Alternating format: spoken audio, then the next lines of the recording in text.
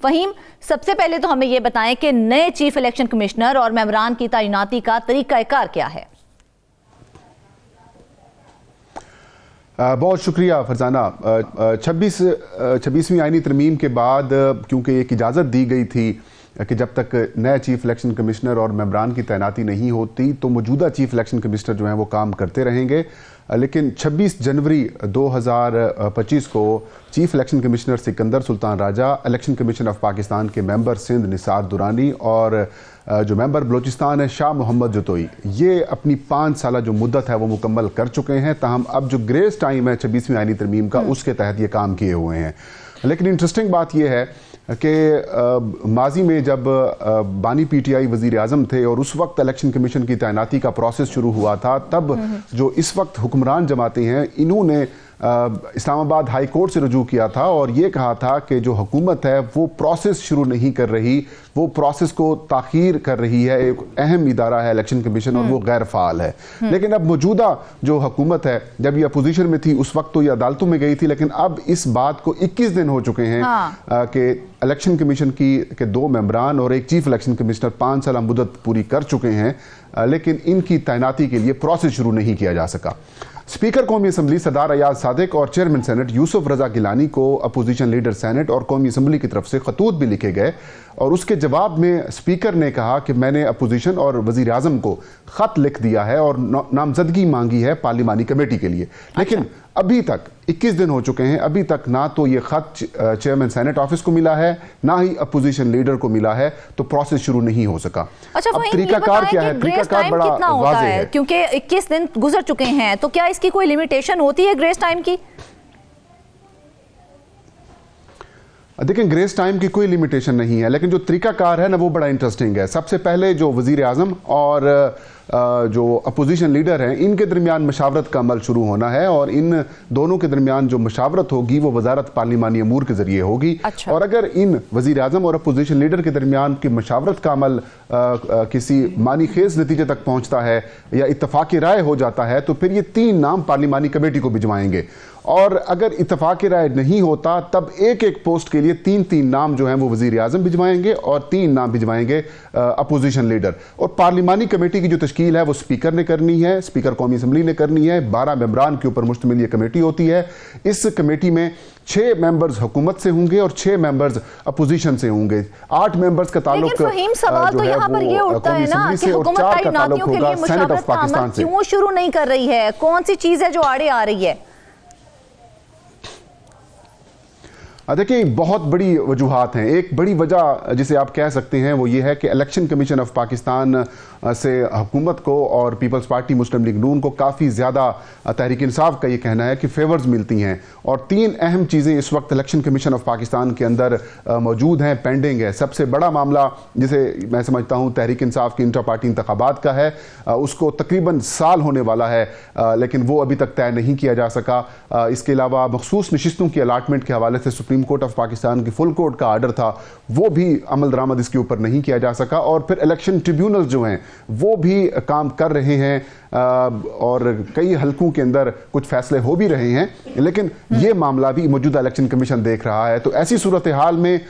حکومت نہیں چاہے گی کہ یہ جو موجودہ الیکشن کمیشن ہے وہ تبدیل ہو، اور یہی وجوہات ہیں کہ وہ حکومت مشاورت کا عمل جو ہے وہ مکمل نہیں کر رہی، نہ ہی سٹارٹ کر رہی ہے، جس کی وجہ سے ایک اہم اور بڑا جو ادارہ ہے اس کے اوپر سوالات بھی اٹھ رہے ہیں، اور ایسا محسوس ہوتا ہے وہ کہ ایک اور آرٹیکل ہے آئین کا آرٹیکل۔ اگر پارلیمانی کمیٹی بھی اتفاق رائے نہیں کر سکتی ہے تو پھر کیا راستہ اختیار کیا جائے گا اور سیف سائیڈ کیا ہوگی جسے اختیار کیا جائے گا؟ دیکھیں، پارلیمانی کمیٹی اگر طے نہیں کر پاتی تو یہ معاملہ لٹکا رہے گا۔ ان دا اینڈ پارلیمانی کمیٹی نے ہی ڈیسائیڈ کرنا ہے، کیونکہ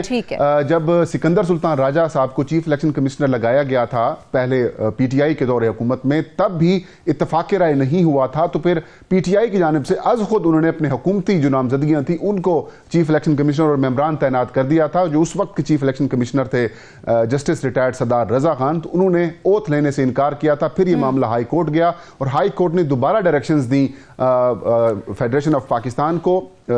स्पीकर को और चेयरमैन सेनेट को, तो फिर इन द एंड जो इत्तेफाक की राय है वो पैदा किया गया था। तो अभी भी यही तरीकाकार है। ताहम आइन के आर्टिकल 2154 215(4) के तहत इस प्रोसेस को मुकम्मल करने के लिए 45 दिन का वक्त रखा गया है और तहरीक इंसाफ के ज़राए का ये बताना है कि अब पीटीआई जो है वो आज खुद अगर वज़ीर आज़म की तरफ से मशावरत का सिलसिला शुरू नहीं किया जा रहा तो फिर तहरीक इंसाफ के जो अपोजिशन लीडर हैं उमर अयूब कौमी असम्बली में, वो अब हुकूमत से राब्ता करेंगे और उनको कहेंगे कि मशावरत का अमल शुरू करें। अगर फिर भी मशावरत का अमल शुरू नहीं किया जाता तो फिर पाकिस्तान तहरीक इंसाफ 2154 के तहत किसी हाई कोर्ट से वह रुजू करेगी और अदालत से ये डायरेक्शंस लेकर हुकूमत को कहेगी कि इसके ऊपर मशावरत का अमल तो फहीम, इससे पहले पीटीआई की जानिब से इस पर कोई काम किया गया है, कोई कोशिश की गई है इस हवाले से? देखिए, पाकिस्तान तहरीक इंसाफ की जानिब से पहले जो अपनी पार्टी है उनसे नामजदगियां मांगी गई हैं कि चीफ इलेक्शन कमिश्नर के लिए मौजू नाम बताएं। मेंबर सिंध और मेंबर बलूचिस्तान के लिए भी नाम मांगे गए। उसके बाद जब अपोजिशन का अलायंस बना जिसमें मौलाना फजलुर रहमान की जमात भी शामिल थी, जेयूआई के सरबराह खुद भी मौजूद थे और बाकी भी अपोजिशन की जमातें मौजूद थी, उधर भी ये बात डिस्कशन की गई थी और ये कहा गया था कि तमाम जमातें जो हैं वो नाम दें और मुतफिका तौर पर जो अपोजिशन है वो नाम तजवीज़ करेगी। तो मौलाना फजलुर रहमान की जानिब से क्या इस हवाले से कोई नाम सामने आए अभी तक फहीम? देखिए, जो नाम सामने आए हैं वो उसको डिस्क्लोज नहीं किया गया, लेकिन एक हुकूमती ज़राए से ये चीज़ सामने ज़रूर आई है कि क्योंकि अगर आप देखें जो क्राइटेरिया है चीफ इलेक्शन कमिश्नर और मेंबरान के लिए वो ये है कि चीफ इलेक्शन कमिश्नर की कम से कम जो उम्र है वो 68 साल होनी चाहिए, 68 साल से ज़्यादा नहीं होना चाहिए, और जो इलेक्शन कमीशन के मेंबर है उसकी उम्र कम से कम 65 साल होनी चाहिए, इससे ज़्यादा नहीं होनी चाहिए। तो जो मौजूदा चीफ इलेक्शन कमिश्नर हैं सिकंदर सुल्तान राजा, ये इस वक्त 66 साल से कम हैं। तो हुकूमत की जानिब से ये अटेम्प्ट की जा रही है कि इनको दोबारा चीफ इलेक्शन कमिश्नर के लिए हुकूमत की तरफ से नामजद जो है वो किया जाए। लेकिन इनकी राह में एक चीज़ रुकावट है, लेकिन एक इनको चीज़ फेवर भी करती है। वो फेवर ये करती है कि आइन के अंदर दोबारा टर्म के लिए किसी चीज़ की कोई कदगन नहीं है और ना ही इसको मेंशन किया गया है। लेकिन आइन के आर्टिकल 2162 के तहत चीफ इलेक्शन कमिश्नर और जो मेंबरान हैं वो अगर ओहदा अपना मुकम्मल कर लेते हैं, 5 साल मुद्दत मुकम्मल कर लेते हैं, तो फिर वो 2 साल तक किसी प्रॉफिटेबल ओहदे के ऊपर या किसी सरकारी ओहदे के ऊपर नहीं आ सकते। तमाम इस चीज़ को भी तय किसने करना है? इसको तय करना है जब आइनी और कानूनी बहस छिड़ेगी तो फिर सुप्रीम कोर्ट ऑफ पाकिस्तान तक ये मामला जाता है। तो फिर वहाँ पर जो आइनी बेंच है जिसकी सरबराही जस्टिस अमीनुद्दीन कर रहे हैं, उनके पास ये मामला जा सकता है। तो ये मामला इधर भी एक पहलू है, इसका लटक सकता है। अगर दूसरी जानिब हम देखें जो पार्लिमानी कमेटी है, पार्लिमानी की अगर कमेटी की हम तश्कील को देखें तो वो बड़ी इंटरेस्टिंग है। उसके अंदर भी एक रास्ता निकल सकता है सिकंदर सुल्तान राजा साहब को दोबारा चीफ इलेक्शन कमिश्नर लाने के लिए, या फिर किसी और को हुकूमती मेंबर को लाने के लिए, और अपोजिशन भी ऐसी काम कर सकती है। वो जो कमेटी की तश्कील है उसमें जो 6 मेंबर हुकूमत के होंगे, उसमें जो मुस्लिम लीग नून है